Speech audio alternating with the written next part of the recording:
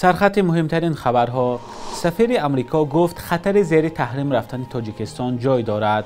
امسال ماه رمضان ممکن 29 روز شود و تاجیکستان و ایران میخواهند یک جای آزمایش نظامی گذرانند.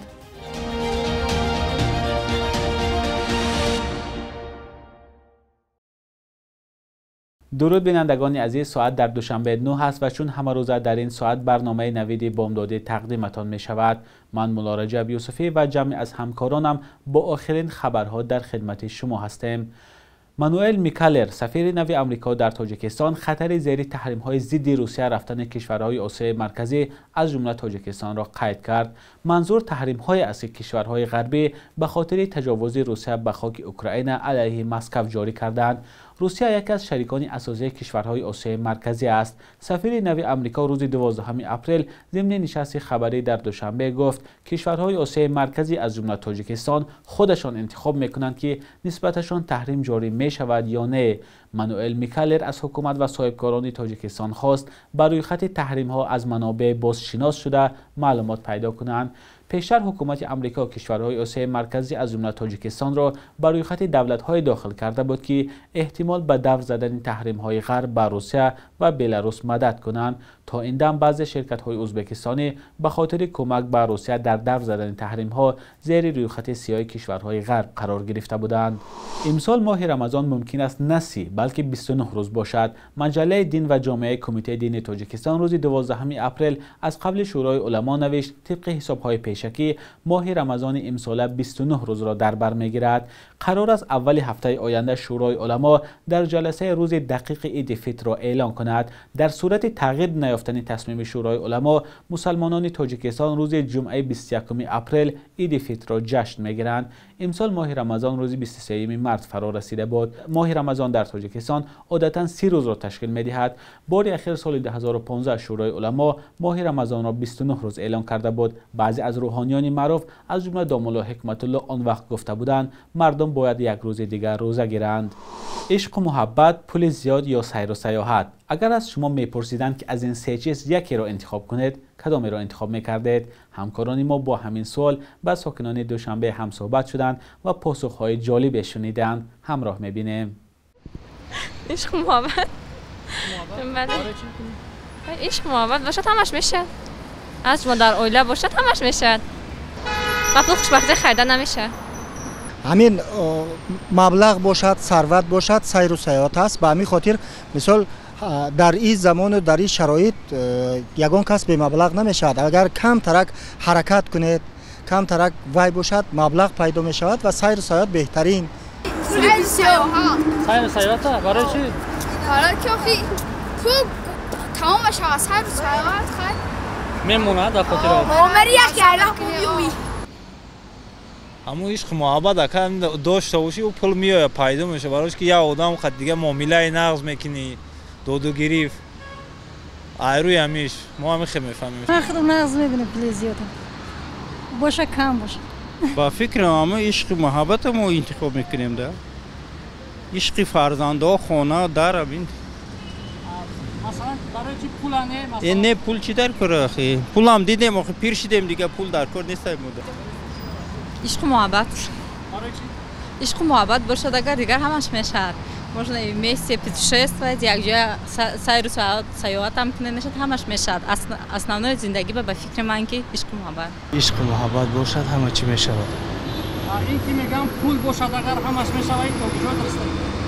پول در گفته ما چقدر که شما گفته قید کردید با گفته ما پول این چرکی دست حساب میشود. یکی هست نیست پسی و بلندی. پول چی نمیشه خوشبخت نمیشه. چم پول با اویلمون یکون جوره وقتمون با او خوش بگذرانه سوستر چه پول. تاجیکستان و ایران نیت دارند رزمایش‌های مشترک نظامی برگزار کنند. در این باره رسانه‌های دولتی ایران خبر دادند. با گزارش خبرگزاری صدا و سیمای ایران، مسئله گذراندن رزمایش‌های نظامی ضمن سفری یک هیئت از تاجیکستان به جمهوری اسلامی ایران بررسی شده است. یک هیئت از نظامیان تاجیک زیر رهبری شرف ایگمزاد، معاون ستاد کل نیروهای مسلح تاجیکستان، فعلا در ایران قرار دارند. خبرگزاری صدا و سیما از قبل ایگمزاد نوشته است که تاجیکستان امیدوار است در عرصه‌های دفاعی و توسعه همکاری‌ها با ایران گام‌های خوب بردارد. دوشنبه و تهران در سالهای اخیر رابطه پیچیده داشتند. بعد سال 2015 مقامات تاجیکستان حکومت ایران را به حمایت از مخالفان اسلامی و دست داشتن در آغاز جنگ شهروندی تاجیکستان متهم کرد. مقامات ایرانی هرچند به این گناهکارکنی‌های تاجیکستان زیاد واکنش نمی‌کردند، اما در صحبت‌های علاهده حرف‌های دوشنبه را رد کرده بودند. از سال 2020 به این طرف تاجیکستان و ایران رابطه‌های خود را دوباره بهتر کردند. فعال مدنی ویتالی برادین از دادستانی کلی روسیه درخواست کرده است که فعالیت سراینده مشهور این کشور آلا پوگاچووا با گمان سرمایه‌گذاری ارتش اوکراین تفتیش کرده شود. رسانه‌های روسیه نوشتند که درخواست برادین به عنوان دادستان کلی روسیه ایگور کراسنوف ارسال شده است. برادین گفته است آلا پوگاچووا در اسرائیل زندگی می‌کند و از فرهنگیانی که روسیه را ترک کردند پشتیبانی و جنگ را انتقاد کرده به ارتش روسیه کمک مالی می‌نماید. و همچنین قید کرده است که سرمایه گذاری آلا پوگاچووا در خارج و رابطه او با خدمات مخصوص غربی را معین نموده است. قبلا برادین از دادستانی کلی روسیه دعوت کرده بود که سراینده این کشور لیا اخیچاکووا را هم اگنت خارجی اعلام کند. آلا پوگاچووا بعد آغاز جنگ اوکراین همراه شوهر و فرزندانش روسیه را ترک کرد. بخش یک روز تاریخ را همکارم خرامان بقازاده تقدیمتان می‌کند که مهمترین تحولات تاریخی در روز 13 اپریل را فرا می‌گیرد.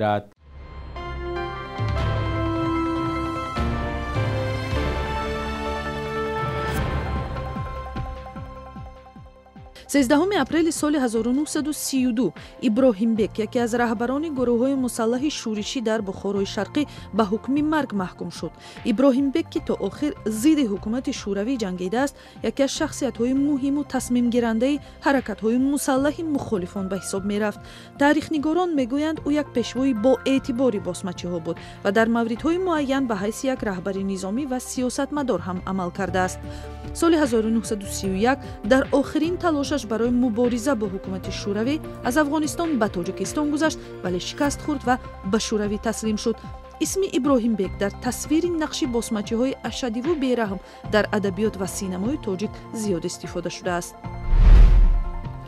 дар пайи як таҳқиқоти камназире мақомоти беҳдошти тоҷикистон эътироф карданд ки бо вуҷуди бепул будани хидматрасонӣ дар муассисаҳои давлатии тиббии ин кишвар соле на камтар аз $22 ҳар сокин барои хадамоти тиб сарф мешавад. вазорати тандурустии тоҷикистон дар таҳқиқоти моҳи апрели соли 2018 маълум кард ки дар умум сокинони ин кишвар $320 миллион маблағро ба табибон ба ҳайси пора доданд, дар ҳоле ки ин маблағҳо метавонист барои соҳа ва рушди он равона шавад. 13 апрели соли 1978 зодрӯзи шоҳмодбоси маъруфи тоҷик Фаррух Амонатов аст. Амонатов гроссмейстери байналмилалӣ дар байни шатранҷбозони Тоҷикистон мебошад ва ба ин унвони баланд соли 2002 дар Олимпиадаи ҷаҳонии шоҳмод мушарраф шуд. ӯ дар шаҳри Санкт-Петербурги Русия ба сар мебарад, вале дар ҳамаи мусобиқоти байналмилалӣ Тоҷикистонро намояндагӣ мекунад. صبح امروز در بانک‌های تجارتی تاجیکستان $100 آمریکایی 1087 سامانی و 1000 روبل روسی باشد به 132 133 سامانی برابر است. قرب رسمی بانک ملی تاجیکستان برای امروز چنین تعیین شده است.